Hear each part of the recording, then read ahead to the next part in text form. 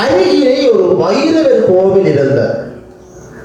தந்தை வைரவரை பார்த்தபடி, கடவுளே, நெல்லை அறுவடை செய்து வீடு கொண்டு செல்லும் வரை மழையே வரக்கூடாது. அவ்வாறு மழை பெய்யாது விட்டால் 1 ஏக்கர் நிலப்பரப்பையும் உனக்கே எழுதி தந்து விடுகிறேன் என்றான். தந்தை சொன்ன விடயத்தை அருகிலே மகன் கேட்டுக் கொண்டிருந்தான். என்னுடைய அப்பனுக்கு பைத்தியம் பிடித்து விட்டதா? இல்லை என்றால் அவன் மறை கலன்று போயிருக்கிறானா? நெல்லை பாதுகாக்க வேண்டும் என்பதுதான் நேர்த்தி. 1 ஏக்கர் நிலப்பரப்பையும் கடவுளுக்கே எழுதி கொடுத்து விடுகிறேன் என்கிறானே. அப்படி என்றால் மழை பெய்தால் என்ன, பெய்யாமல் விட்டால் என்ன? மகன் தந்தை அணுகி கேட்கிறான், அப்பா, நெல்லை பாதுகாக்க வேண்டும் என்றதுதான் நேர்த்தி. நீ 1 ஏக்கர் நிலப்பரப்பையும் கடவுளுக்கே எழுதி கொடுத்து விடுகிறேன் என்கிறாயே. அப்படி என்றால் மழை பெய்தால் என்ன, பெய்யாமல் விட்டால் என்ன? தந்தை மகனை அருகிலே இறுக அணைத்து சொல்லுகிறான், தம்பி, பொறடா, இப்ப சொல்லி வைப்பான், பிறகு பார்ப்பான். பாருங்கள், இதுதான் பெரியவர்களே இன்றைக்கு எங்களுடைய மனநிலை. நாங்கள் எல்லாம் என்ன எண்ணுகிறோம் என்றால் பயங்கர புத்திசாலிகள் என்று எண்ணுகிறோம். எங்களுடைய புத்திசாலித்தனத்தால் இறைவனையே ஏமாற்றி விடலாம் என்று எண்ணுகிறோம். தர்மத்தை வென்று விடலாம் என்று எண்ணுகிறோம். இன்னொரு கதை கூட சொல்லுவார்கள். ஒருவன் கடலிலே மீன்பிடிக்க செல்லுகிறான். மீன்பிடிக்க சென்றால் கடவுளை நினைத்துக் கொண்டு கடலிலே வலையை வீசுகிறான். பெரிய மீன் அகப்பட்டால் அது கடவுளுக்கு என்று நேர்ந்தான். கடவுளை எண்ணிக்கொண்டு வலையை வீசிய மாத்திரத்திலே வலையிலே பெரிய மீன் அகப்பட்டு விட்டது. பெரிய மீன் அல்லவா, யாருக்குத்தான் ஆசை வராமல் விடும்? வலையிலே இருந்த மீனை எடுத்து அருகிலே இருக்கிற படகிலே போட்டான். இந்த மீன் என்ன செய்தது என்றால் பக்கென்று துள்ளி கடலிலே பாய்ந்து ஓடிவிட்டது. அப்போதுதான் கவலை கொண்டு சொன்னானாம், இந்த கடவுளுக்கு பகுடியும் தெரியாது, உண்மையும் தெரியாது. நான் பகுடியா சொல்ல இந்த கடவுள் உண்மையாகவே பறிச்சிட்டார் என்றானாம். அன்பர்களே, இதுதான் இன்றைக்கு எங்களுடைய மனநிலையாக இருக்கிறது. நாங்கள் எல்லோரும் பயங்கர புத்திசாலிகள் என்று நாங்கள் எண்ணுவோம். ஏன், உங்கள் எல்லோருக்கும் இரணியனுடைய கதை கூட தெரியும் என்று எண்ணுகிறேன். இந்த இரணியன் என்ன செய்கிறான்? இறைவனை வேண்டி தவம் செய்கிறான். அவனுடைய தவத்திற்கு இறைஞ்சிய கடவுள் அவனுக்கு காட்சி கொடுக்கிறான். காட்சி கொடுத்து, இரணியா, உனக்கு என்ன வரம் வேண்டும், நான் தருகிறேன் என்றான். பாருங்கள், அதற்கு இரணியன் சொல்லுகிறான், இறைவா, எனக்கு சாகா வரம் வேண்டும். உனக்கு சாகா வரமா? இந்த மண்ணுலகத்திலே பிறந்திருக்கிற ஒவ்வொரு ஜீவராசிகளுக்கும் பிறப்பு என்ற ஒன்று இருக்கிற போது இறப்பு என்ற இன்னொன்று இருந்தே தீரும். உன்னுடைய தவத்திற்கு வேறு ஏதாவது வரம் நான் தருகிறேன் என்றான் கடவுள். இந்த இரணியன் பாருங்கள், பயங்கர புத்திசாலி. இவன் புத்தி சாதுரியமாக சிந்தித்துவிட்டு கடவுளை கேட்கிறான், இறைவா, உன்னால் எனக்கு தரப்படுகிற மரணம் இருக்கிறதே, அந்த மரணம் முதலாவது நிபந்தனை இரவிலும் வரக்கூடாது, பகலிலும் வரக்கூடாது. இது முதலாவது நிபந்தனை. இரண்டாவது நிபந்தனை மண்ணுலகத்திலும் வரக்கூடாது, விண்ணுலகத்திலும் வரக்கூடாது. மூன்றாவது நிபந்தனை மனிதனாலும் வரக்கூடாது, விலங்குகளாலும் வரக்கூடாது. நாலாவது நிபந்தனை வீட்டிலும் வரக்கூடாது, வெளியிலும் வரக்கூடாது. ஐந்தாவது நிபந்தனை எந்த ஒரு ஆயுதத்தாலும் வரக்கூடாது. பாருங்கள், இந்த இடத்திலே நாங்கள் இறைவனை மறந்து விடுவோம், எங்களை எண்ணிக்கொள்ளுவோம். இப்படியான ஒரு பலத்தை நாங்கள் இறைவனிடமிருந்து பெற்றுவிட்டோம் என்றால் நாங்கள் எல்லோரும் என்ன எண்ணுவோம்? எங்களுக்கு மரணமே இல்லை என்றுதான் எண்ணுவோம். ஆனால் அந்த இறைவனுக்கான மரணத்தை இறைவன் எங்கே வைத்தான் என்றால் வீட்டுக்குள்ளேயே வைத்தான். வீட்டுக்குள்ளேயே வைத்தான். எப்படி தெரியுமா? நரசிம்மன் என்கிற தோற்றம், சிங்கமுகம், மனித உடல், விலங்கும் இல்லை, மனிதனும் இல்லை. முதலாவது நிபந்தனை ஆகும்.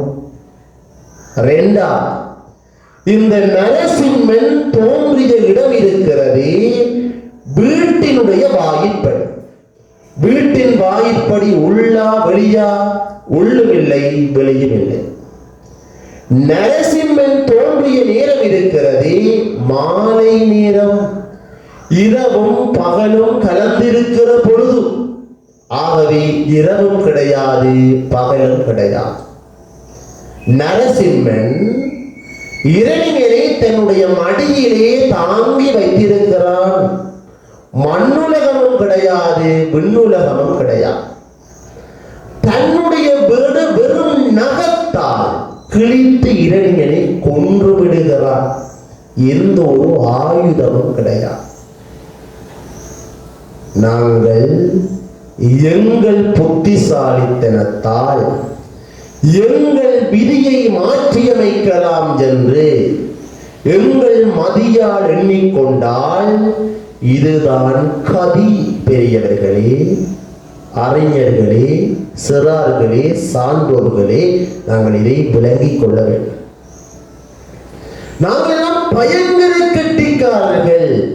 இன்றைக்கு சாதாரண பாமர மக்கள் கூட தாங்கள் பயங்கர புத்திசாலிகள். புத்திசாலித்தனத்தால் இறைவனை ஏமாற்றி விடலாம், தர்மத்தை வென்று விடலாம். இப்படியான சிந்தனைகள் எங்கள் மனங்களிலே நிறைவாக வேரூன்றி இருக்கிறது.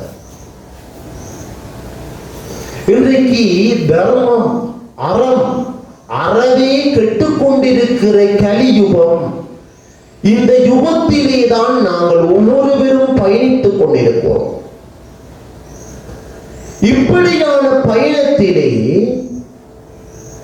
யார் எஞ்ச போகிறான், மிஞ்ச போகிறான் என்றால், இனியாவது ஒருவன் தர்மத்தை, அறத்தை செய்கிற போதுதான் இந்த கலியுகத்திலே நாங்கள் கூட மிஞ்சுவது திண்ணமா.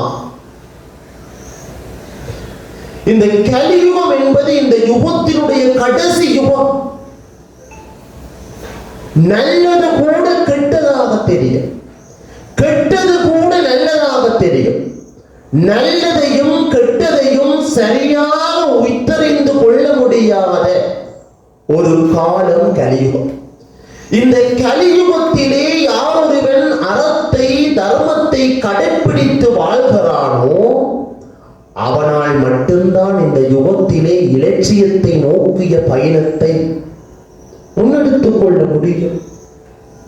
அதற்காகத்தான் இன்றைக்கு இந்து ஏகத்துவ அமைப்பு ஒழுங்கமைத்திருக்கிற இந்த அரசொற்பொழிவிலே அடியவன் அறம் ஆண்டவன் என்கிற தலைப்பிலே பேசிக் கொண்டிருக்கிறேன். இந்த அறத்தையும் ஆண்டவனையும் தலைப்பு கொடுத்து இந்த இடத்திலே நான் பேசுவதற்கு என்ன காரணம் என்றால், நாங்கள் அறத்தின்படி வாழுவோமாக இருந்தால் ஆண்டவனை கடைப்பிடித்து ஒழுகி வாழ்ந்த பயனை இந்த மண்ணுலகத்திலே நாங்கள் பெற்றவர்களாக மாறிக்கொள்ளுவோம். இந்த இறைவன் இருக்கிறான் அல்லவா, இந்த இறைவன் தாங்கி வருகிற வடிவம் அற வடிவமாக இருக்கிறது. இறைவன் எங்களை ஆட்கொள்ள வருகிறான் என்றால் ஒருபோதும் தன்னுடைய சுயரூபத்தோடு வரமாட்டார்.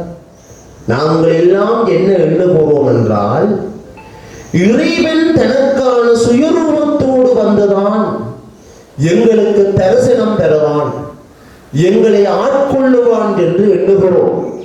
ஒருபோதும் கிடையாது பெரியவர்கள், மறந்து விடாதீர்கள். இறைவன் எங்களை தரிசிக்க வருகிற உண்மையான வடிவம், எங்கள் சமயம் சொல்லுகிற உயர்ந்த அற வடிவம் ஈகை என்கிற வடிவம். பிச்சைக்காரனாகத்தான் எங்கள் இல்லங்களை இறைவன் தரிசிக்க வருவான், மறந்து விடாதீர்கள். பாருங்கள், எங்கள் சமயம் சொல்லுகிற உயர்ந்த அறம் எதுவாக இருக்கிறது என்றால், அன்பு எங்கள் தர்மத்தினுடைய, அறத்தினுடைய, எங்கள் சமயத்தினுடைய உயர்ந்த வடிவமாக இருக்கிறது. இதனால் தான் திருமூலர் கூட சொல்லுகிற போது அழகாக சொன்னார், அன்புதான் சிவம், சிவம் தான் அன்பு, அன்பே சிவம் என்று சொன்னார். இந்த அன்பினால் இந்த உலகத்தை கூட ஆளலாம். அன்பில் அதனை வெயில் போல காயுமே, என்பில் அதனை அறம், என்பில் அதனை வெயில் போல காயுமே, அன்பில் அதனை அறம்.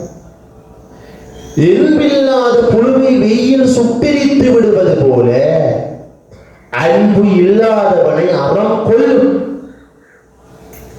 அன்பு இல்லாதவன் இந்த உலகத்திலே ஒருபோதும் வாழ முடியாது. ஏனென்றால் அது இன்றைக்கு இறைவனுடைய அடையாளமாக சொல்லப்படுகிறது. இன்றைக்கெல்லாம் நாங்கள் ஆலயம் போகிறோம், ஏன் ஆலயம் போகிறோம் என்றது கூட இன்றைக்கு எங்களுக்கு தெரியாது. இறைவனுடைய அன்பை பெறுவதற்காக ஆலயத்திற்கு போகிறோம். ஆனால் இன்றைக்கு நாங்கள் சக மனிதர்களிடையே அன்பை பேணுகிறோமா, அன்பை பரிமாறுகிறோமா என்பது இன்றைக்கு கேள்விக்குறையாக இருக்கிறது. இந்த கலியுகத்திலே அன்பால் மட்டும்தான் இந்த உலகத்திலே நாங்கள் வாழலாம், இந்த கலியுகத்திலே என்னுடைய வாழ்க்கையை நாங்கள் நகர்த்தலாம் என்பதை நாங்கள் ஒவ்வொருவரும் நன்றாக விளங்கிக் கொள்ள வேண்டும். இந்த அன்பை சொல்லுகிற போதுதான் எனக்கு ஒரு சிறிய கதை ஒன்று ஞாபகம் பெறுகிறது. ஒரு பூட்டு இருக்கிறது. இந்த பூட்டை திறப்பதற்கு இரண்டு வழிகளால் திறக்கலாம். ஒன்று சுத்தியல் மூலமாகவும் திறக்கலாம், இரண்டாவது சாவி மூலமாகவும் திறக்கலாம். இந்த சாவியும் சுத்தியலும் ஒரு முறை பேசிக்கொள்கிறது. இந்த சுத்தியல் சாவியை கேட்கிறது, நீயோ ஒரு பூட்டை திறப்பதற்கு இலகுவாக திறந்து விடுகிறாய், ஆனால் நானோ சிரமப்படுகிறேன் என்றது சுத்தியல். அதற்கு சாவி சொன்ன பதிலை பாருங்கள், நீ மண்டையிலே அடிக்கிறாய், நானோ இதயத்தை தொடுகிறேன். ஆகவே இந்த உலகத்திலே அன்பினால் இந்த உலகத்தை ஆளலாம். இதுதான் இந்த கதையினுடைய தத்துவம். இன்றைக்கு இந்த கலியுகத்திலே கூட நாங்கள் ஒவ்வொருவரும் நினைத்த வாழ்க்கையை, லட்சிய வாழ்க்கையை வாழ வேண்டுமாக இருந்தால் அது அன்பினால் மட்டும்தான் முடியும் என்பர்கள். எங்கள் சமயம் சொல்லுகிற உயர்ந்த அறம் எதுவாக இருக்கிறது என்றால் ஈகை. எங்கள் சமயத்தினுடைய உயர்ந்த கடவுளாக நாங்கள் எல்லோரும் கடைப்பிடிக்கிற அறம் ஈகை தான். அவ்வை சொல்லுகிற போது கூட அழகாக சொன்னான், ஈவது விலக்கேல் என்று சொன்னான். எதற்காகவும் ஈகையை விலக்கி விடாதே, ஈகைக்காக இதையும் விலக்கிக் கொள், ஆனால் எதற்காகவும் ஈகையை விலக்கார். அதனால் தான் அவ்வை சொல்லுகிறாள் ஈவது விலக்கேல் என்று சொன்னான்.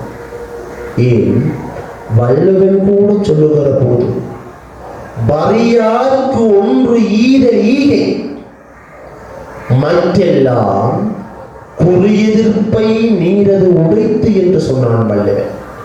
வறியார்க்கு ஒன்று ஈதல் ஈகை. ஒன்றுமே இல்லாதவன் இருக்கிறான் அல்லவா, அவனுக்கு ஒன்று ஈதல், எந்த விதமான பயனையும் இல்லாது அவனுக்கு நீ கொடு, அதுதானே. ஒன்றும் இல்லாதவனுக்கு எந்த ஒரு பயனையும் எதிர்பார்க்காமல் நீ கொடுப்பாயாக இருந்தால் அதுதானே. ஈரையவை எல்லாம் ஈகை கிடையாது. இன்றைக்கெல்லாம் நாங்கள் என்ன செய்கிறோம், ஒரு திருமண வீடு போகிறோம், 1000 ரூபாய் கொடுப்போம், 2000 ரூபாய் தருவான் என்றால் தான் 1000 ரூபாய் கொடுப்போம்.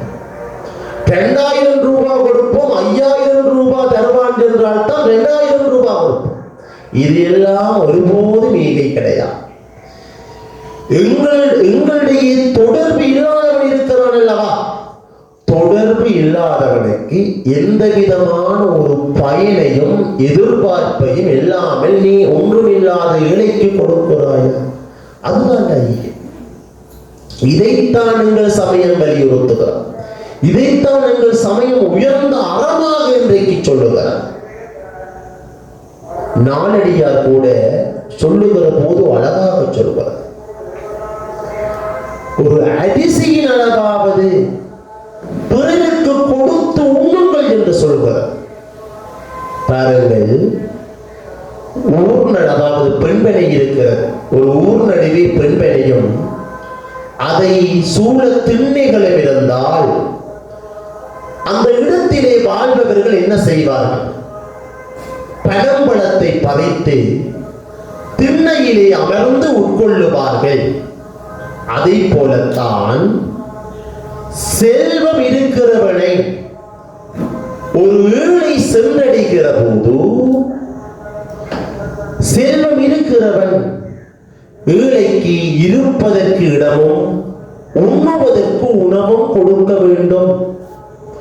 இந்த ரெண்டையுமே அவன் செய்யவில்லை என்றால் அவன் எதற்கு ஒப்பானவன் தெரியுமா? சுடுகாடு சுடலையிலே இருக்கிற ஆண் பெண்ணுக்கு ஒப்பானவன்.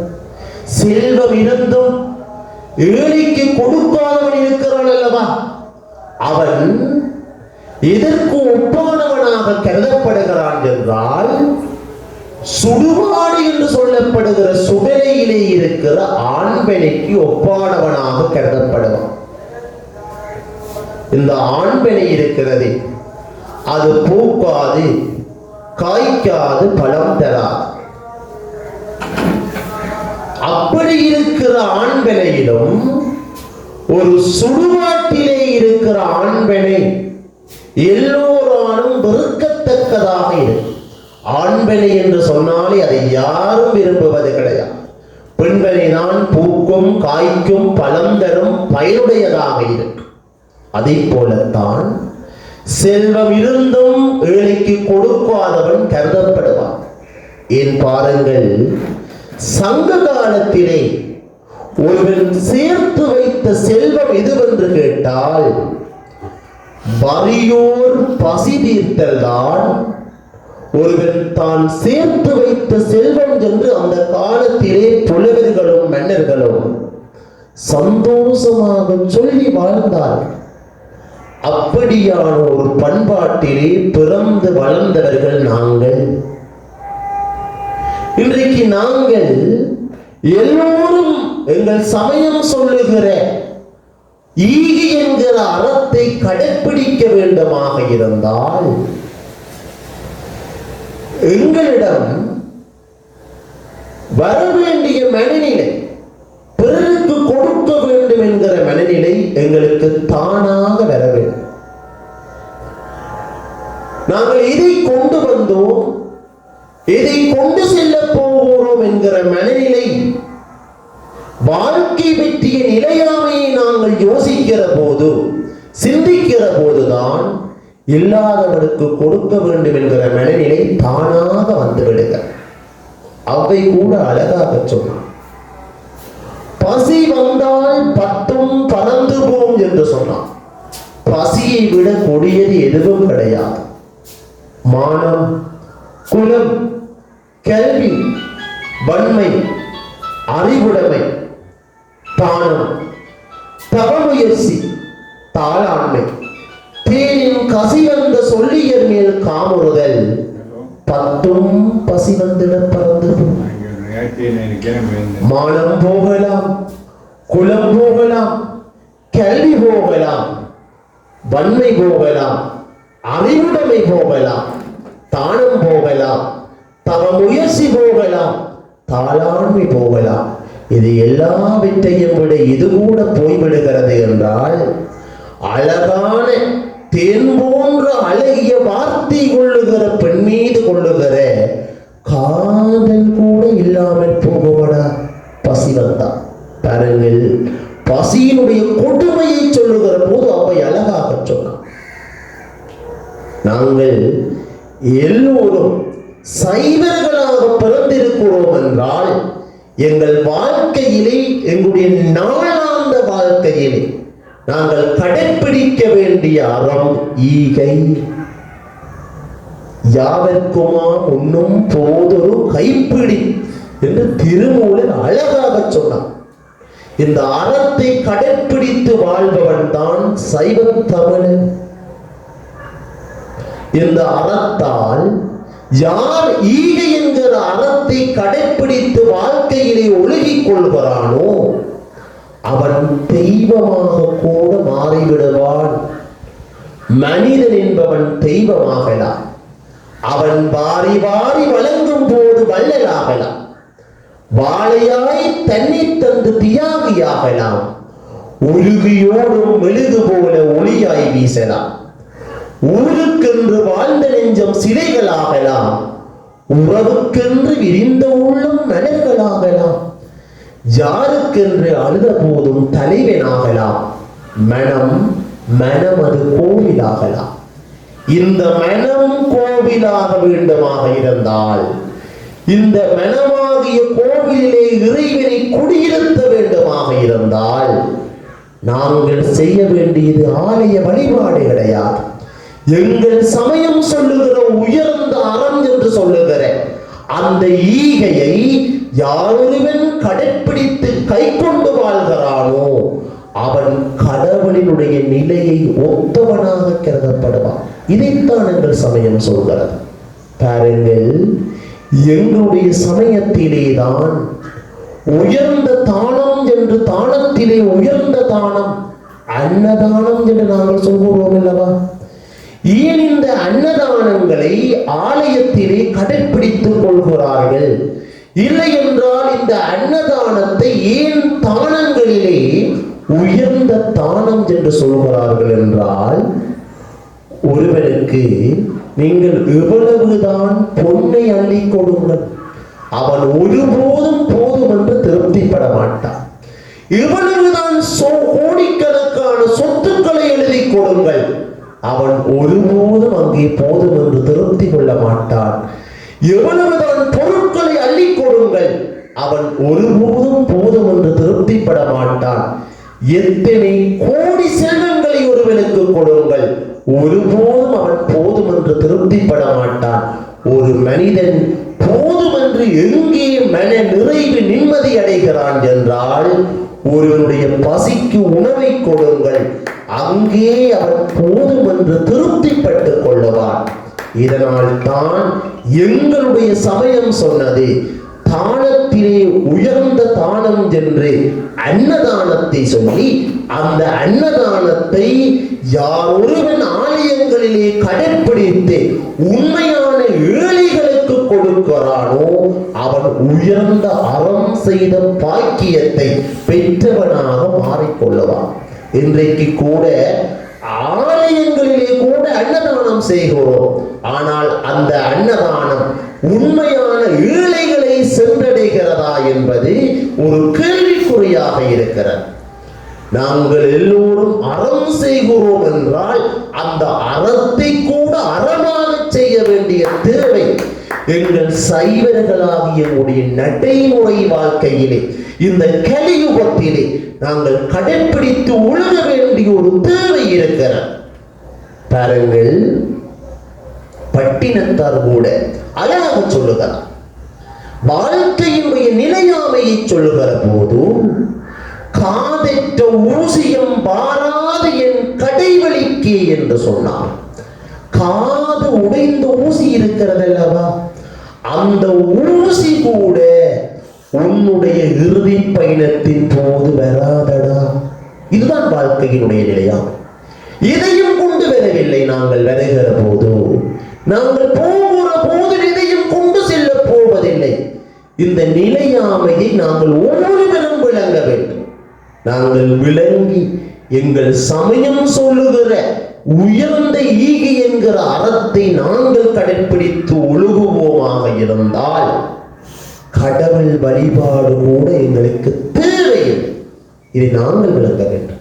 பாருங்கள், உங்கள் எல்லோருக்கும் அலெக்சாண்டருடைய கதை கூட தெரியும் என்று நான் நினைக்கிறேன். மகா அலெக்சாண்டர் கிரேக்கத்தை ஆட்சி செய்த மன்னன் கிடையாது. அவன் பல நாடுகளை கிரேக்கத்தோடு ஒன்று சேர்த்து ஆட்சி செய்த ஒரு பேரரசர். அலெக்சாண்டருடைய உயிர் பிரிந்துவிட போகிறது. மரண படுக்கையிலே படுத்திருக்கிறார். படுத்திருந்து தன்னுடைய 2 மெய்ப்பாதுகாவலர்களை அழைத்தார். தன்னுடைய மெய்ப்பாதுகாவலர்களை அழைத்து அவர்களுக்கு 2 விடயங்களை சொன்னார். ஒன்று, என்னுடைய இறந்த உடலை என்னுடைய உடலிலே இருந்து உயிர் பிரிந்து விடுகிற போது, என்னுடைய இறந்த உடலை சுடுகாடு கொண்டு செல்கிற போது சவப்பெட்டியிலே 2 கைகளும் வெளித்தெரியும்படியாக விடுதல் வேண்டும். 2வது விடயம் சொன்ன, என்னுடைய இறந்த உடலை சுடுகாடு கொண்டு செல்கிற போது வைத்தியர்கள் சுமந்து என்னை சுடுகாடு கொண்டு செல்ல வேண்டும். இந்த 2 விடயத்தையும் ஏன் சொன்னான் தெரியுமா? மகா அலெக்சாண்டர் கிரேக்கத்தை மட்டும் ஆட்சி செய்யவில்லை, பல நாடுகளை ஒன்று சேர்த்து ஆட்சி செய்த பேரரசன். அந்த பேரரசன் கூட இந்த மண்ணுலகத்தை விட்டு செல்கிற போது வெறுங்கையோடு தான் போகிறான் என்பதை இந்த உலகமும் உலகத்து மக்களும் தெரிந்து கொள்ள வேண்டும் என்பதற்காகத்தான் தன்னுடைய 2 கைகளையும் சவப்பெட்டியின் வெளியே எல்லோருக்கும் தெரியும்படி கொண்டு செல்ல சொன்னான். 2வது விடயம் சொன்னான் பாருங்கள், தன்னுடைய உடலை சுடலை வரை வைத்தியர்கள் சுமந்து கொண்டு செல்ல வேண்டும் என்று சொன்னான் அல்லவா? ஏன் சொன்னான் தெரியுமா? ஒரு மனிதனுக்கு ஏற்படுகிற நோயை ஒரு வைத்தியனால் குணப்படுத்த முடியுமே தவிர, ஒரு மனிதனுக்கு இறைவனால் இயற்கையால் கொடுக்கப்படுகிற மரணத்தை யாராலும் தடுத்து நிறுத்திவிட முடியாது. அதை வைத்தியர்கள் கூட தடுத்து நிறுத்திவிட முடியாது என்பதை இந்த உலகத்து மக்களும் புரிந்து கொள்ள வேண்டும் என்பதற்காகத்தான் தன்னுடைய இறந்த உடலை சுடுகாடு வரை வைத்தியர்கள் சுமந்து கொண்டு செல்ல வேண்டும் என்று சொன்னார். ஆக நாங்கள் இவற்றிலே இருந்து கற்க வேண்டிய பாடம் இதுவாக இருக்கிறது என்றால் வாழ்க்கையினுடைய நிலையாமையாக இருக்கிறது. ஒவ்வொரு சைவர்களும், ஒவ்வொரு தமிழர்களும், என் சைவ தமிழர்களும் நாங்கள் இந்த கலியுகத்திலே நாங்களும் உயிர் தப்பி எங்கள் லட்சிய வாழ்வை வாழ வேண்டுமாக இருந்தால் நாங்கள் எண்ணிக்கொள்ள வேண்டிய விடை, பிறக்கிற போது எதுவும் கொண்டு வரவில்லை, இறக்கிற போது எதுவும் கொண்டு செல்ல போவதில்லை. இந்த வாழ்க்கையினுடைய நிலையாமையை விளங்கி எங்கள் சமயம் சொல்லுகிற உயர்ந்த அறம், அந்த ஈகையை இந்த மண்ணுலகிலே யாரொருவன் கடைப்பிடித்து ஒழுகுகிறானோ அவன் வையத்துள் வாழ்வாங்கு வாழ்பவனாக கருதப்பட்டு அவன்தான் விண்ணகத்திலே இருக்கிற அந்த தெய்வத்துள் வைக்கப்படுவான் என்பதை நாங்கள் மறந்துவிடக் கூடாது. இன்றைக்கு இந்த அவையிலே சிறியவனாகிய நான் என்னுடைய அறிவுக்கும் அனுபவத்திற்கும் எட்டிய வகையிலே அறமும் ஆண்டவனும் என்கின்ற தலைப்பு கொடுத்து பேசிக் கொண்டிருக்கிறேன் என்றால் இந்த தலைப்பினூடாக நீங்க ஒரு நல்ல ஒரு விடயத்தை இந்த கலியுகத்திலே பெற்றவர்களாக வீடு செல்ல வேண்டும். அறம் ஆண்டவன், அறம்தான் ஆண்டவன், ஆண்டவன் தான் அறம். ஆகவே நாங்கள் அறத்தை கடைப்பிடித்து வாழ்ந்தால் ஆண்டவனை கடைப்பிடித்து வாழ்ந்த பயனை இந்த மண்ணுலகத்திலே பெற்றவர்களாக மாறிக்கொள்ளுவோம். ஆகவே நீங்கள் எல்லோரும் தர்மத்தோடு அறத்தோடு இணைந்த வாழ்க்கையை இந்த கலியுகத்திலே வாழ்வதன் மூலமாக ஆண்டவனோடு ஒன்றித்த வாழ்வை இந்த மண்ணுலகத்திலே வாழ்ந்து தொடர்ந்தும் வாழ்ந்து கொண்டிருக்கலாம் என்ற அந்த செய்தியோடு கலியுகத்திலே மண்ணிலே நல்ல வண்ணம் வாழ்வாங்கு வாழ எல்லாம் வெல்ல அந்த நல்லூர் முருகனுடைய திவ்யமான திருவருள் இந்த 2024ஆம் ஆண்டிலே எல்லோருக்கும் கிடைக்க வேண்டும் என்று வேண்டி என்னையும் இந்த இடத்திலே ஒரு சிறியவனையும் அழைத்து இந்த கருத்துக்களை அறக்கருத்துக்களை முன்வைக்க வேண்டும் என்று அன்பாக வேண்டிக் கொண்ட இந்து ஏகத்துவ அமைப்பினுடைய தலைவர் சத்யேந்திர அண்ணா அவர்களுக்கும் இந்த நல்லூர் சனசமூக நிலையத்தினருக்கும் என்னுடைய சிறியவனுடைய சிற்றுரையினை இதுவரை நேரமும் பொறுமையோடு கேட்டுக்கொண்டிருந்த அத்தனை அன்பு உள்ளங்களுக்கும் நன்றி பாராட்டி உங்களிடமிருந்து விடைபெற்றுக் கொள்கிறேன். நன்றி, வணக்கம்.